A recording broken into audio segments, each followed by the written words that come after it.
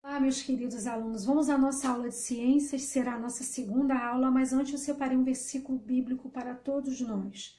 Romanos capítulo 12, verso 12, que diz o seguinte: alegre-se na esperança, sejam pacientes na tribulação e perseverem na oração. O apóstolo Paulo escreveu isso há muito tempo atrás para um povo que estava passando por problemas seríssimos.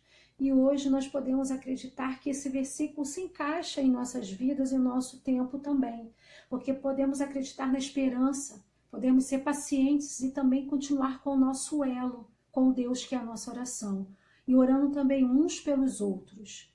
Nesse momento eu preciso que você feche os seus olhos para que a gente converse com o nosso Deus. Amantíssimo Pai que estás nos céus, muito obrigado pela sua palavra e o conforto que ela nos traz. Conduza a nossa aula, esteja com os nossos alunos, nos ajude a olhar para frente e ver que lá à frente vamos alcançar a vitória.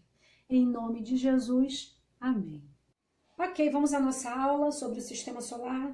Semana passada eu comentei com vocês sobre a questão do sistema, o quanto a gente precisa analisar o sistema como um todo e não pensar que no sistema só existe o Sol e o nosso planeta. Vimos também que existem os planetas que orbitam em torno do Sol. Temos a oportunidade de ainda olhar nessa figura a nossa Lua, ok? Que é o satélite natural da Terra. E também entender que o sistema solar é composto de gases, de poeira cósmica, é composto também de infinidade de outros astros, como os de corpos celestes, que são os cometas, estrelas, planetas e satélites. Nós vamos entrar agora lá na página 146, no assunto, que fala sobre asteroides e cometas. 146, asteroides e cometas. Vou colocar para você aqui uma figura, para você analisar comigo. Eu tenho aqui um asteroide. Esse asteroide aqui, ele tem um formato irregular. Todo asteroide, ele é composto de rochas e de metais. E eles são conhecidos como planetóides. Então, o asteroide, professora, ele tem formato, ou melhor, formatos, porque o seu livro aborda a questão do esférico também. Então, professora, os asteroides são de corpos irregulares, eles são formados de rochas, de metais e também podem ser esféricos. O seu livro aborda essa situação com vocês. E o cometa, professor? Bom, o cometa você pode analisar aqui, e é muito interessante que aqui a gente vê o núcleo e essa vasta cabeleira, ou pode ser chamada também de cauda. O seu livro aborda a palavra cauda. São compostos de gelo, rochas e outras substâncias congeladas, além de vários gases. E por que essa cauda que é tão brilhante, professora? Porque essa cauda é quando ela tem o contato bem próximo do Sol. Então, quando o cometa começa a se movimentar bem próximo ao Sol, a cauda dele se torna brilhante. Agora, eu quero dizer uma coisa para vocês. Nas situações do asteroide e do cometa, eu preciso abordar com vocês lá no final da página 146, que diz que nas situações em que um asteroide ou um cometa se quebram, se rompem, os pedaços deles começam a ser chamados de meteoroides. Olha que interessante. Bom, se você olhar no seu livro aí, você também vai ver a questão do asteroide sendo colocado da forma em foto, que parece meio esférico. Mas o meu aqui está no formato irregular, ok? Então, colocamos aí para vocês que o asteroide e cometa, quando eles se quebram, se rompem, os pedaços são chamados de meteoroides. Asteroide e cometa, e que nós já abordamos esse assunto, que ambos quando se rompem, eles formam meteoroides. Esses meteoroides eles vão ficar vagando pelo espaço, sem uma órbita específica.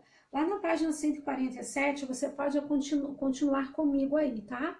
Para que a gente possa explorar esse assunto, e seria muito bom se você pudesse observar também as fotos, ok? À medida que a gente for explicando.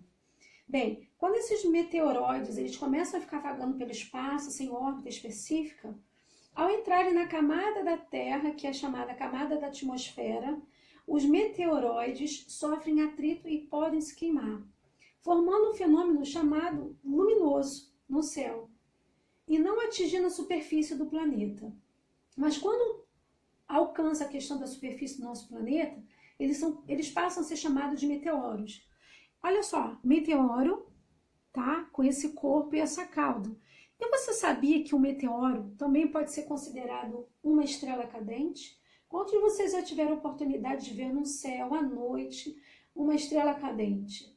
Pois bem, nos casos em que os meteoroides resistem ao atrito e não se queimam, eles atingem a superfície terrestre.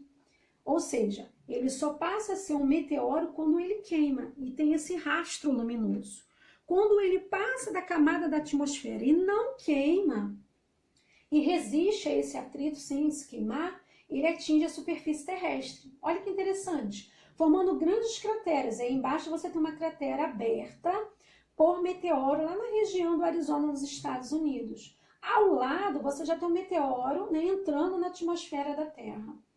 E eles podem ser considerados, quando eles rompem essa questão da superfície, da camada da atmosfera e formam grandes crateras, a gente pode também chamar de meteoritos. Na página 147, nesse trecho aqui, investigue, nós vamos fazer a leitura com vocês aqui, para vocês responderem a 1, a 2, a 3 e a 4, ok? Mais uma vez, leitura, para depois vocês responderem. Então, vamos lá. Em 1696, o astrônomo britânico Edmund Halley, nascido em 1656 e falecido em 1742, analisou relatos a respeito de cometas que se aproximaram da Terra nos anos de 1531, 1607 e 1681. Marque esses 3 períodos, por favor. Pelas características observadas, o cientista concluiu que o mesmo astro havia passado próximo ao nosso planeta nesses 3 momentos e previu que a próxima visita ocorreria em 1758. Marque, por favor, 1758. O cometa, então, foi chamado de Halley, em homenagem ao pesquisador. Pesquise a respeito do cometa Halley e responda as questões a seguir, ok? Vamos às questões? Na página 147, eu solicitei para vocês deixarem 4 marcações aí, ok? 1531, 1607, 1682 e 1758. Para marcar esses períodos para que você pudesse fazer aí agora as ciências aliada à matemática. Então, como é que você vai fazer? Você vai subtrair, ok? Essas 2 contas e vai obter o resultado. Professor, o resultado de cima não vai ser igual ao de baixo. Sim, porque o cometa vai passar em média, então isso aí é um valor aproximado, ok? Então vai passar em média, o valor é aproximado. Então, por que eu deixei isso aqui destacado? Para que quando você for fazer a segunda questão, utilizar a primeira subtração. Então, o resultado daqui, você vai colocar aqui e multiplicar a 3. Por quê? Quando você fizer a pesquisa sobre o cometa Halley e se identificar lá na internet com ele, você vai analisar que quando ele passou aqui, pela última vez, foi em 1986. Por isso, eu solicito que você faça essa multiplicação aqui com este primeiro resultado aqui, já que ambos aqui eles são resultados em média. Só que quando o cometa passou pela última vez, foi em 1986. Depois que você multiplicar a diferença dessa primeira conta a 3, você vai obter um resultado. Quando você obter esse resultado aqui, você vai colocar do lado de cá e somar com 1758, que foi um outro período que eu solicitei para vocês lá no livro, para deixar marcado. A questão de número 3 será o resultado final da segunda questão, mais o valor da diferença da questão do primeiro resultado. Mas como é que eu vou fazer isso, professora? Simples. Como que você vai fazer? Você vai pegar o valor que já está aqui, que foi a última vez que o cometa passou, mais o valor dessa primeira conta aqui, ok? Aí você vai ver quando o cometa vai passar mais uma vez aqui, para que a gente possa vê-lo. E que período será? Retornei essa figura para mostrar para vocês sobre a questão de número 4, que você vai precisar, lá no seu caderno, pesquisar uma foto de um cometa, uma imagem, melhor dizendo, e fazer uma impressão bonita e colar direto no seu caderno. Aí você vai colocar o cabeçalho bonitinho, a data que você realizou e colar. Ele pede para você identificar as partes que compõem um cometa.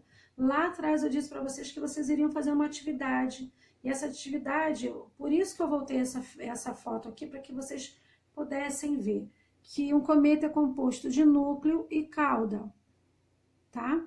Só que eu também expliquei a vocês sobre a